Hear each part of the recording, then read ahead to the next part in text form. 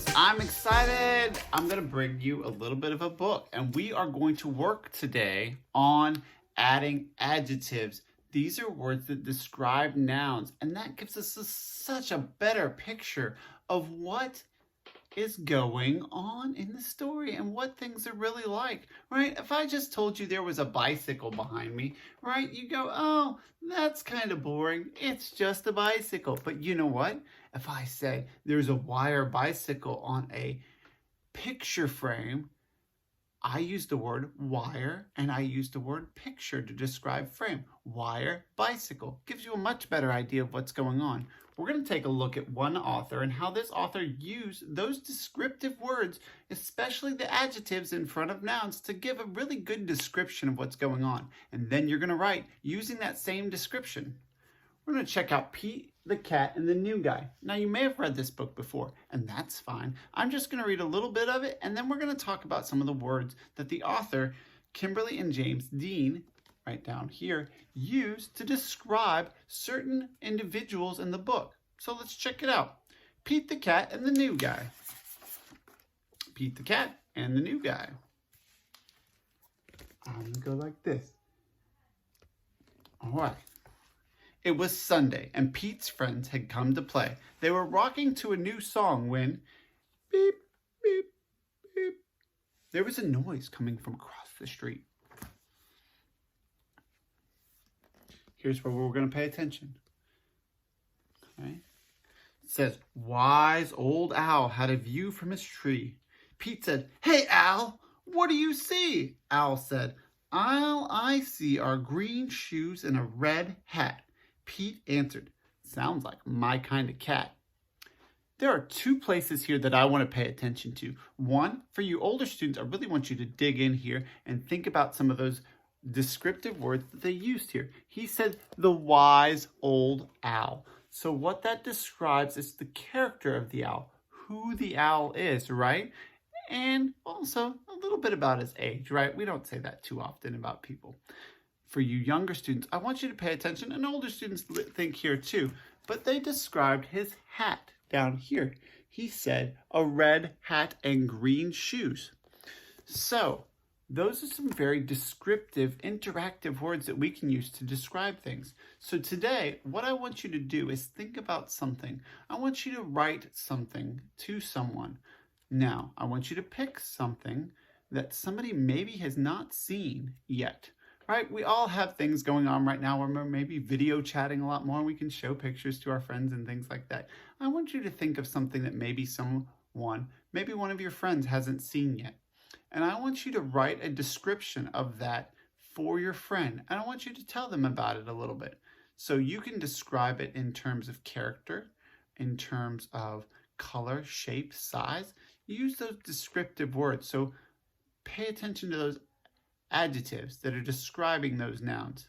For you older students, I want you to pick someone, and I want you to play a little game. I want you to write a description of that person using only internal characteristics. So think about somebody that you know that maybe is very smart. They read a lot of books, right? So you may describe that person using that, and I want you to write that out, and then I want you to write kind of a little bit of a physical description, but I want you to be secretive. Don't give it all away. Just do a little bit of the writing there so that somebody else can guess. Then I want you to give that to somebody who might know that person, probably an adult in the house, right? And I want you to have them try to guess what that is. Okay? Ready, set, write.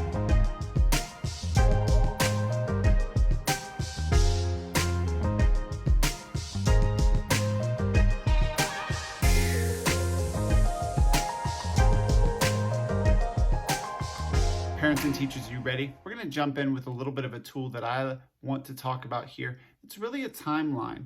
It's kind of a timeline of intensity when we talk about an intensity of an emotion or an intensity of a feeling, right? So when we're using descriptive words like we just talked about here, like we're doing with adjectives, we have levels of intensity when we're talking about adjectives.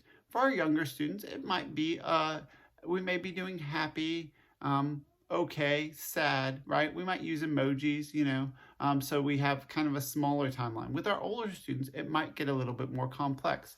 Let's take the two words here. I'm just going to use the word depressed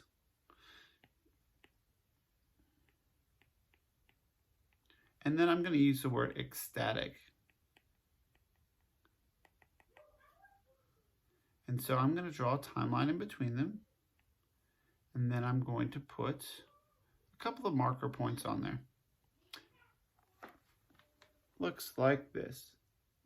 Okay? So when I'm at depressed, I'm going to go with something like sad. Sad is depressed, right? And then I'm going to go a little bit lighter with unhappy. Okay? And then I'm going to go with, so the unhappy boy did this. The sad boy did that, right? We're getting a little bit more intense.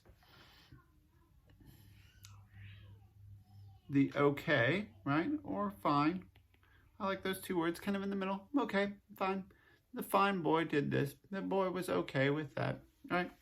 So then I'm going to go up a little bit more in intensity there, right? So I may want to jump in to something a bit more stronger. So I'm going to go with happy next. And then I'm going to go with joyous after that.